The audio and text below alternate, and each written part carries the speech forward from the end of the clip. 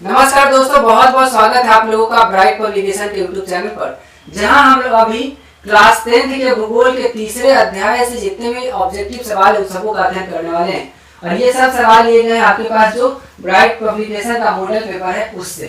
तो आप लोग निश्चित रूप से चैनल को सब्सक्राइब कर लिए होंगे, अगर नहीं किया तो अभी कर लीजिए, क्योंकि लाइव क्लास भी आप लोग का बहुत ही जल्द शुरू होने वाला है। पहला सवाल है, इनमें से कौन औद्योगिक अवस्थिति का कारक नहीं है? निर्माण उद्योग, इस चैप्टर का नाम है निर्माण उद्योग, जिसको कि इंग्लिश में कहते हैं मैन्युफैक्चरिंग इंडस्ट्री, यानी कि जहां पर वस्तुओं के उत्पादन से संबंधित काम किए जाते हैं। तो इसमें से कौन है जो औद्योगिक अवस्थिति का कारक नहीं है? बाजार, पूंजी, ऊर्जा या फिर जनसंख्या।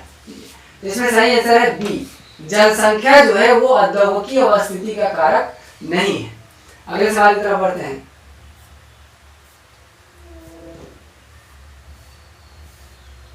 भारत में सबसे पहले स्थापित लौह इस्पात कंपनी निम्नलिखित में से कौन है? देखो, भारतीय लौह और इस्पात कंपनी, टाटा और इस्पात कंपनी यानी टिस्को, बोकारो स्टील सिटी और विश्वेश्वरैया लौह और इस्पात केंद्र, विश्वेश्वरैया। अब देखो, तो जब मैंने आपको अर्थशास्त्र पढ़ाया था या फिर इतिहास का भी एक अध्याय था, उसमें भी मैंने आपको बताया था कि भारत में जो पहला लौह इस्पात कंपनी था वो कौन सा था? टिस्को, माने Tata iron and steel company, है ना। टाटा और इस्पात कंपनी, इसी को हिंदी में लिखे हुआ है यहाँ पे, है ना। TISCO, Tata iron and steel corporation या फिर कंपनी। तो इसका सही आंसर है बी, टिस्को जो है वो भारत का सबसे पहला लौह इस्पात कंपनी है। कौन सा? टिस्को। सही आंसर इसका बी। अगला सवाल है, पहली आधुनिक सूती मिल मुंबई में स्थापित की गई थी, क्योंकि मुंबई एक पतन है, यह कपास उत्पादक क्षेत्र के निकट स्थित है और मुंबई में पूंजी उपलब्ध थी, उपयुक्त सभी। तो सही आंसर क्या है इसमें? डी है। क्यों है इस पर चर्चा करते हैं। मुंबई एक पतन है, मतलब कि मुंबई जो है समुद्र का एक किनारा है। क्या है? समुद्र के किनारे पर बसा हुआ शहर है ना। आप लोग सुनते होंगे मुंबई में बीच होता है, मतलब समुद्र का किनारा होता है। समुद्र के किनारे पर बसा हुआ, तो इसके कारण भी सूती मिल लगाने में आसानी हुई। और दूसरा कि कपास उत्पादक क्षेत्र के निकट है, यानी आसपास में, महाराष्ट्र में ही, पूरे महाराष्ट्र में कपास की खेती होती है और उसी कपास का इस्तेमाल किया जाता है किसमें? सूती के मिलों में, है ना, कपड़ा बनाने के लिए। तो ये दोनों कारण है। और तीसरा कारण है कि मुंबई में पूंजी उपलब्ध है, मैंने रुपया पैसा लगेगा ना, मिल लगेगा, मशीनें लगेंगे। तो ये तीनों कारण रही है आधुनिक सूती मिल मुंबई में स्थापित करने के। तो सही आंसर है डी, उपयुक्त सभी। अगला सवाल है, निम्नलिखित में से कौन उद्योग कृषि पर आधारित नहीं है? इसमें से कौन कृषि पर आधारित नहीं है? सूती वस्त्र, तो वस्त्र बनाते हैं हम लोग कपास से, जूट से, वो सब क्या है? खेती बाड़ी से मिलता है ना। चीनी बनता है किसी से? गन्ना से, ईख से, शुगर केन से, तो ये भी खेती बाड़ी से मिलता है। जूट जिसका कपड़ा बनाते हैं हम लोग, ये भी खेती बाड़ी से आता है। लेकिन ये जो ऑप्शन है आपका सीमेंट, है ना, ये बनता है चूना पत्थर से, तो ये कृषि आधारित उद्योग नहीं है। सही आंसर इसका बी, सीमेंट कृषि आधारित उद्योग नहीं है। अगला सवाल है, हुगली औद्योगिक प्रदेश का केंद्र कहाँ है? बताइए, हुगली औद्योगिक प्रदेश का केंद्र कहाँ है? मतलब कि हुगली में सबसे ज्यादा उद्योग किस जगह पर लगे हुए हैं? तो सही आंसर इसका कोलकाता मोदिनीपुर। कहाँ? कोलकाता मोदिनीपुर। हुगली नदी है तो उसके किनारे पे, और अगर सबसे ज्यादा उद्योग कहीं पे लगे हैं तो कहाँ लगा है? कोलकाता मोदिनीपुर में। सही आंसर इसका सी, कोलकाता मोदिनीपुर हुगली औद्योगिक प्रदेश का केंद्र है, याद कर लो। कोलकाता मोदिनीपुर हुगली औद्योगिक प्रदेश का केंद्र है। अगला सवाल है, निम्नलिखित में से कौन सा उद्योग सार्वजनिक क्षेत्र के अंतर्गत आता है? सार्वजनिक क्षेत्र यानी कि सरकारी, जिसमें सरकार का ज्यादा शेयर हो। जेके सीमेंट उद्योग, ये प्राइवेट कंपनी है, आपको पता होगा, तो इस पे ये सार्वजनिक नहीं है। टाटा लौह एवं इस्पात कंपनी, ये भी क्या है? प्राइवेट कंपनी है, टिस्को जिसको कहते हैं। बोकारो लौह इस्पात उद्योग, ये क्या है? सार्वजनिक क्षेत्र का उद्योग, इस पर सरकार का अधिकार है, सरकार का शेयर ज्यादा है। और रेमंड कृत्रिम वस्त्र उद्योग, तो रेमंड का कपड़ा आता है, आप लोग देखते होंगे, बड़ा बड़ा शोरूम खुला रहता है, बड़ा महंगा कपड़ा मिलता है इसका। तो ये क्या है? ये भी एक प्राइवेट कंपनी है। तो सार्वजनिक क्षेत्र में कौन आता है? बोकारो लौह इस्पात उद्योग। सही आंसर है हमारा सी, बोकारो लौह इस्पात उद्योग सार्वजनिक क्षेत्र के अंतर्गत आता है। सही आंसर है सी। इनमें से कौन उपभोक्ता उद्योग है? बताइए, उपभोक्ता उद्योग मतलब जिसका हम लोग उपभोग करते हैं, जो कि डायरेक्ट कंज्यूम कंज्यूमर के हाथ में जाता है, जिसको ग्राहक खरीदते हैं। पेट्रो रसायन, लौह इस्पात, चित्ररंजन, लोकोमोटिव, तो ये तीनों उपभोक्ता उद्योग नहीं है। उपभोक्ता उद्योग क्या है? चीनी उद्योग है ना। चीनी का हम लोग उपभोग करते हैं, इसका इस्तेमाल करते हैं और इसकी खेती भी करते हैं। खेती करते हैं ईख की, और ईख से चीनी मिलता है। अगला सवाल है, निम्नलिखित में से कौन छोटे पैमाने का उद्योग है? चीनी उद्योग, कागज उद्योग, खिलौना उद्योग या फिर विद्युत उद्योग? ध्यान समझना, चीनी क्या है? चीनी उपभोग की चीज है ना। कागज से किताब बनता है और भी बहुत सारी चीजें बनती है, कॉपी बनती है, ये कैलेंडर है ना, इसके अलावा बहुत सारी चीजें हैं। तो इसको भी बहुत बड़े पैमाने पर बनाना पड़ता है। और चीनी तो खैर हम लोग बहुत ज्यादा इस्तेमाल करते हैं, तो उसको भी बहुत बड़े पैमाने पर बनाना पड़ता है। अब विद्युत का तो इस्तेमाल सबसे ज्यादा करते हैं हम लोग, है ना। हर चीज आजकल लाइन पे ही चल रहा है ना। ये मोबाइल भी जिसपे आप देख रहे हैं वीडियो चार्ज होता है, कौन सी पे? मोबाइल पे, है ना। तो इसका भी बहुत बड़े पैमाने पर हम लोगों को उत्पादन करना पड़ता है। खिलौना उद्योग जो है, जिसको छोटे पैमाने का उद्योग कहा जाता है। क्या कहा जाता है? छोटे पैमाने का उद्योग, क्योंकि खिलौने का उत्पादन कम मात्रा में किया जाता है इन सबों की तुलना में। अगला सवाल है, भोपाल त्रासदी में किस गैस का रिसाव हुआ था? मिथाइल आइसोसाइनाइड का। भोपाल त्रासदी हुई थी, गैस लीक हो गया था, जिसके कारण बहुत सारे लोग इसके चपेट में आ गए थे भोपाल में, है ना। और वो कौन सा गैस का रिसाव हुआ था? Methyl isocyanide. सही आंसर इसका सी, मिथाइल आइसोसाइनाइड। भोपाल त्रासदी में मिथाइल आइसोसाइनाइड गैस का रिसाव हुआ था। अगला सवाल है, नेपा नगर किस उद्योग के लिए प्रसिद्ध है? नेपा नगर में किस चीज का उद्योग है? बताइए। अखबार जो हम लोग पढ़ते हैं, जो न्यूज हम लोग पढ़ते हैं, तो देखते हैं उसका कागज सबसे अलग होता है ना। देखिए, अखबार जो है वो हमारे पास बहुत सस्ते में पहुंचता है, मतलब उसकी लागत मूल्य जो है हम जिस मूल्य में खरीदते हैं उससे अधिक होती है। तो वो कागज जो है उसको बड़ा बनाया जाता है और सस्ता बनाया जाता है, ठीक है। वो कहाँ से बनता है? नेपा नगर से। मतलब नेपा नगर जो है वो अखबारी कागज के लिए सबसे ज्यादा प्रसिद्ध है। सही आंसर इसका सी, नेपा नगर अखबारी कागज उद्योग के लिए प्रसिद्ध है।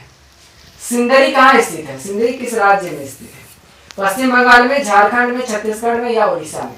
ए बी सी डी क्या होगा सही आंसर? सिंदरी जो है वो झारखंड में स्थित है। कहाँ पे? झारखंड में स्थित है। सही आंसर इसका सी, सॉरी बी, सिंदरी कहाँ स्थित है? झारखंड में स्थित है। अगला सवाल है, जमशेदपुर किस उद्योग के लिए प्रसिद्ध है? बताइए। चीनी के लिए, सीमेंट के लिए, लौह इस्पात के लिए या फिर सूती कपड़ा के लिए? जमशेदपुर, ये आपको आपके पाठ्य पुस्तक से ही सवाल है ये। जमशेदपुर लौह इस्पात उद्योग के लिए सबसे ज्यादा प्रसिद्ध है। जमशेदपुर में ही लौह इस्पात केंद्र लगाया गया था। सही आंसर इसका सी।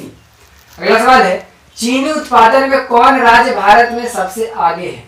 सबसे ज्यादा गन्ने की खेती जहाँ पे की जाएगी, चीनी का उत्पादन वहीं पे होगा, तो इसका सही आंसर है सी। भारत का महाराष्ट्र राज्य जो है वो चीनी उत्पादन में अग्रणी है, यानी सबसे ज्यादा चीनी का उत्पादन किया जाता है कहाँ पे? महाराष्ट्र में। याद कर लीजिए, चीनी का सबसे ज्यादा उत्पादन कहाँ पे? महाराष्ट्र में। सही आंसर है सी। अगले सवाल की तरफ बढ़िए।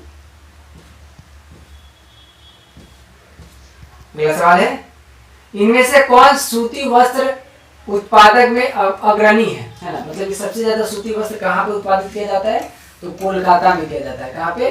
कोलकाता में। सही आंसर है इसका बी, सूती का कपड़ा सबसे ज्यादा कहाँ पे बनता है? कोलकाता में, है ना। आप लोग कि अगर कोई रिश्तेदार कपड़ा का दुकान किए होंगे तो उनसे पूछिएगा, है ना, कि कपड़ा जो है वो कोलकाता से, सूती के कपड़े ज्यादातर कोलकाता से मंगाया जाता है, क्योंकि वहाँ पे सूती वस्त्र उद्योग का विकास सबसे ज्यादा हुआ है, हुगली नदी के किनारे। अगला सवाल है, इनमें कौन इस्पात केंद्र समुद्र के निकट है? मतलब कौन सा इस्पात केंद्र है जो कि समुद्र के किनारे पर स्थित है? तो इसका सही जवाब आपको दिख ही रहा होगा, भद्रावती। भद्रावती जो है वो समुद्र के निकट है और वहां पे इस्पात केंद्र भी है। अगला सवाल है, बॉक्साइट का उपयोग किस उद्योग में किया जाता है? बताइए, बॉक्साइट से हम लोग क्या बनाते हैं, है ना। ये सवाल आप पढ़े होंगे रसायन विज्ञान में, केमिस्ट्री में भी पढ़े होंगे ये सवाल, है ना। और अभी हम लोग भूगोल में पढ़ रहे हैं। तो बॉक्साइट से एल्युमिनियम प्राप्त होता है। क्या प्राप्त होता है? एल्युमिनियम, है ना। तो एल्युमिनियम उद्योग में सबसे ज्यादा इस्तेमाल किया जाता है बॉक्साइट का। सही आंसर इसका सी। चूना पत्थर का उपयोग किस उद्योग में होता है? बताइए, चूना पत्थर का उपयोग किस उद्योग में किया जाता है? माने चूना पत्थर से क्या बनता है? बताइए। इस चारों में से पटसन, सीमेंट, चीनी या एल्यूमिनियम, है ना।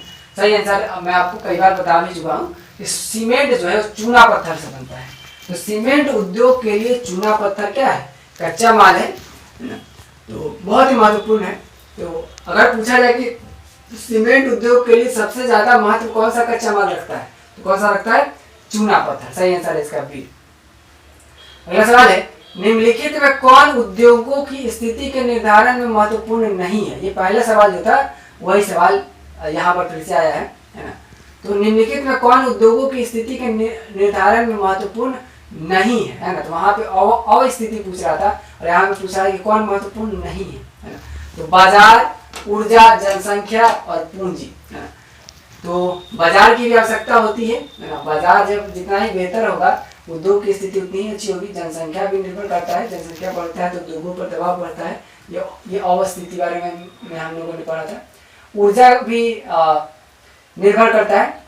पूंजी कितना लगता है किसी उद्योगों में, तो निर्भर तो ये भी करता है, लेकिन अगर इस चारों में बेस्ट अगर चुनना हो तो डी चुन लेंगे, है ना। पूंजी जो है वो उद्योगों की स्थिति का निर्धारण नहीं करती है, क्योंकि पूंजी एक बार लग गया, है ना। अब डिपेंड करता है कि जो सामान बना है उसके लिए बाजार कैसा मिलता है, कितने लोग खरीदते हैं, है ना, और बनाने के लिए कितनी ऊर्जा हमारे पास है। तो इस चारों में अगर बेस्ट ऑप्शन चुनना हो तो पूंजी भी जुड़ा ही हुआ है ना, लेकिन अगर ये कोई ना कोई आंसर तो देना ही है, तो हम लोग पूंजी को चुनेंगे जो सबसे बेस्ट आंसर होगा। विश्व के साइकिल उत्पादक देशों में भारत का कौन सा स्थान प्राप्त है, बताइए। पूरी दुनिया में साइकिल उत्पादन के मामले में भारत का कौन सा स्थान है। तो हमारे यहाँ साइकिल चलाया जाता है काफी हद तक, क्योंकि हम लोग मोटरसाइकिल, कार, ये सारी चीजें बहुत ही कम अफोर्ड कर पाते हैं। बहुत ही कम ऐसी जनसंख्या जो इन चीजों को अफोर्ड कर पाती है, तो हम लोग ज्यादातर साइकिल का ही उपयोग करते हैं। और पूरी दुनिया में भारत तीसरा ऐसा देश है जहां पर सबसे ज्यादा साइकिल का उत्पादन होता है, सबसे ज्यादा साइकिल बनाया जाता है। अगला सवाल है, बिजनेस प्रोसेस आउटसोर्सिंग, बीपीओ इसको कहते हैं शॉर्ट में, बिजनेस प्रोसेस आउटसोर्सिंग विश्व में भारत का क्या स्थान है ना। आउटसोर्सिंग का मतलब है कि जब कोई एक कंपनी अपना सामान बनाने के लिए, है ना, कोई एक उत्पाद बनाने के लिए, जैसे कि कोई एक उत्पाद हम लोग बना रहे हैं तो उसमें बहुत सारे पार्ट पुर्जे होते हैं ना, तो कोई एक उत्पाद बनाने के लिए उसके पार्ट पुर्जे कहीं और से मंगाता है, क्या करता है, कहीं और से मंगाता है, तो उसी को कहा जाता है आउटसोर्सिंग, है ना। तो इस बिजनेस प्रोसेस आउटसोर्सिंग में भारत का कौन सा स्थान है, पहला स्थान है। पूरी दुनिया में बिजनेस प्रोसेस आउटसोर्सिंग में भारत का पहला स्थान है ना? तो सही आंसर है इसका ए। अगला सवाल है, भारत का बकिंघम, क्या लिखा हुआ है, बकिंघम लिखा हुआ होना चाहिए यहाँ पे, क्या, बकिंघम। भारत का बकिंघम किस शहर को कहा जाता है, बताइए। बोकारो को, जमशेदपुर को, भिलाई को या फिर रिवाड़ी को। सही आंसर है इसका बी। भारत के जमशेदपुर को बकिंघम कहा जाता है, क्या कहा जाता है, बकिंघम। भारत के जमशेदपुर को भारत का बकिंघम कहा जाता है। सही आंसर है इसका बी। अगला सवाल है, दमघोंट गैस या दमघोंटू गैस इसी को कहते हैं, किसे कहा जाता है, बताइए। यानी कि किस गैस के कारण सबसे ज्यादा प्रदूषण फैला हुआ है और किस गैस में की उपस्थिति में लोग सांस नहीं ले पाते हैं।